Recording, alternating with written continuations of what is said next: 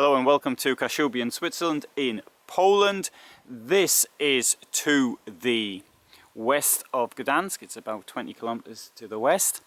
And this in front of me is a Balcamp campervan conversion, a Mercedes 316 Sprinter 6-meter long van, which does make it somewhat difficult with the beds in the back, but I'm going to show you how that has been overcome right now by looking down the side of it. Now, any van conversion, unless it's something that looks like a box, like the Boxer, is difficult because of the slope on the sides of the van. And maybe vans today aren't sloped as much as they once were, such as the old Volkswagens, or not so much the old ones, more the T4, which was produced until around 2006. I think it was from 1988 to 2006. But that, this here you can see anyway, though it does slope upwards, doesn't it? So it's like a roof-like shape going in and like that. So this does produce this problem at the back because there isn't much room. It's 163 centimeters in total, so that's a bit of a problem. But as you can see, by adding these things here, you got more space. That gives a huge amount of space extra. At the same time, it's not actually adding to the van's width much more than, say, a centimetre or so at either side.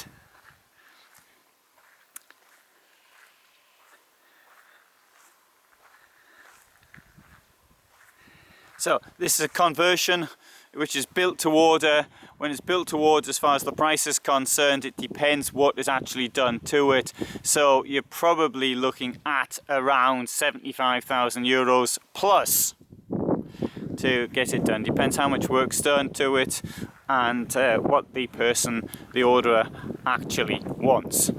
It's a bit of wind out today, so this will be coming through the microphone. I don't know how to get rid of it. If I knew, then I'd get rid of it. Alright, coming in here. Okay, bit of storage down there. You've got a step. Okay, I don't use the step, and you've still got a bit of protection on here on the step because the buyer hasn't got the van. It's been sold, but the buyer hasn't actually taken it yet. Now I've put down the table like that specially so you can see how an extra bed for a child can be generated in this way.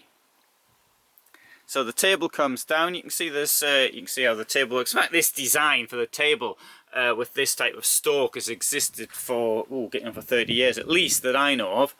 And you don't have to put it like that. You can sort of extend it fully. And you can see you've got another metal barrel over there which the table can go onto. I'll show you how big the table is as well as I come in.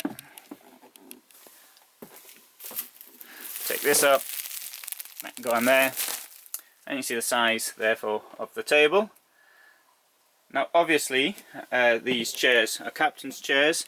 They will turn around. You can see the mechanism on both sides, and so you can have 4 people around the table.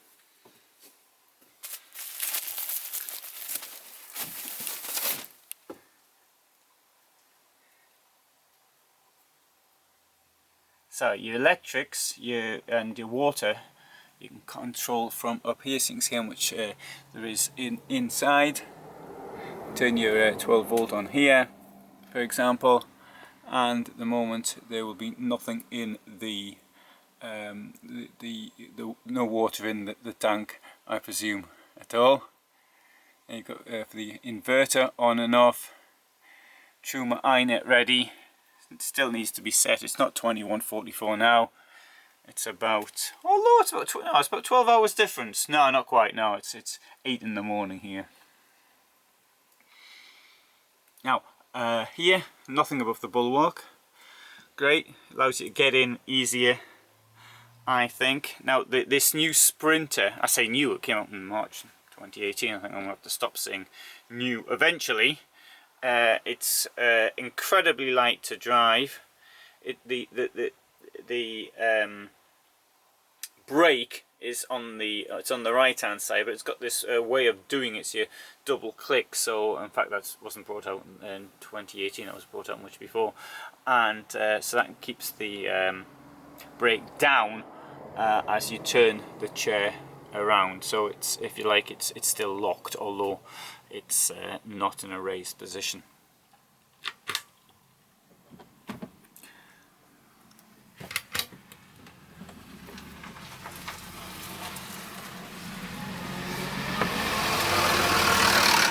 So where I've chosen to park, I've got the buses going past. Thanks to the buses.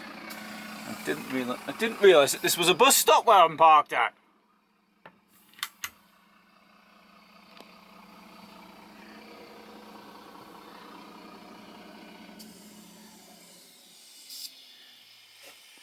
Now, another point I'd like to make is this. We've got this edge here, this beveled edge, so it's rounded in that way and rounded in that way.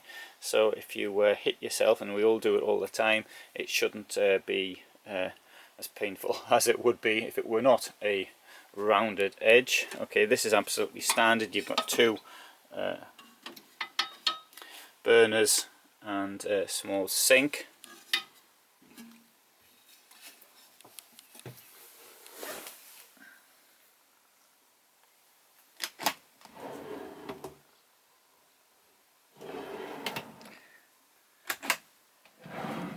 Now, for me, van life is about finding places like this, and whereas it is going to rain today, it's still August, but you know, this wonderful lake outside, you've got this view.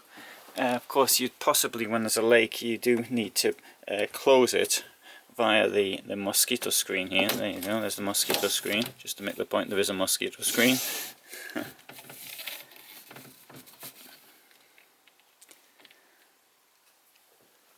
But it's about this, it's being at a place such as this. This is a historic location. And yeah, I'll tell you a bit more about that later. I just wanted to make the point about being in a van at a place like this.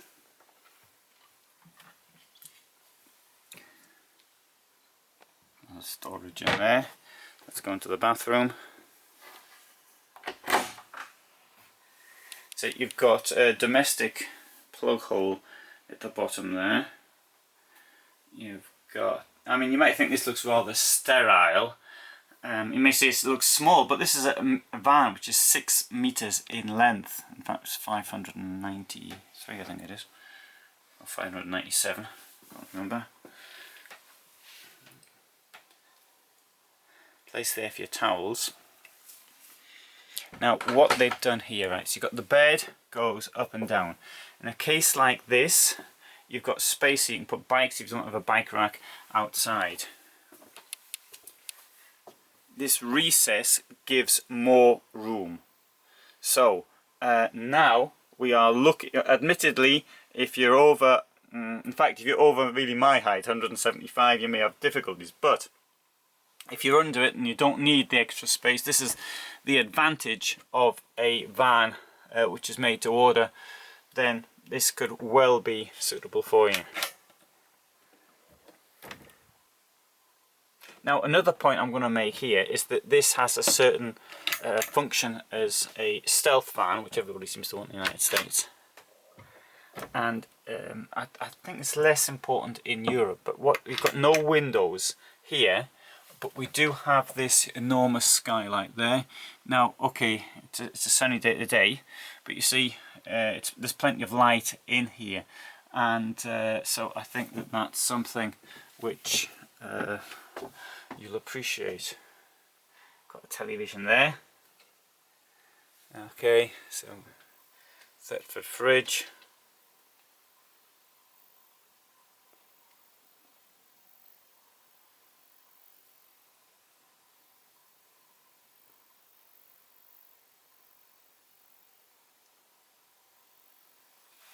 I'll show you up here.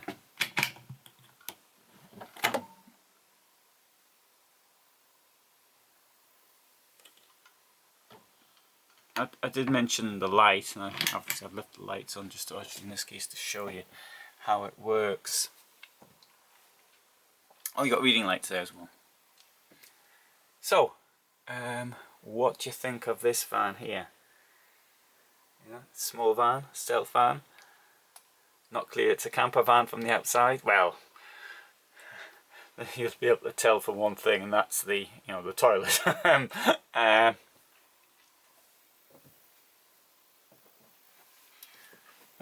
Very compact, very pleasant.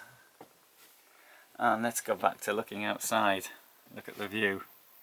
So we've got there, that's one of the first hydroelectric projects in this part of the world. It was finished, I think it was about 1925 it was finished, though it started, the project went back to long before that.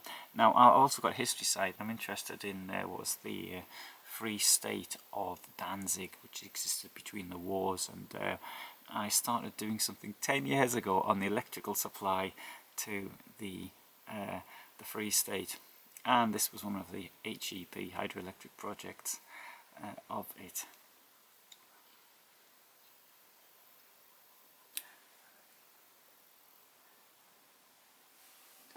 Good, so I'll take you around the outside once more.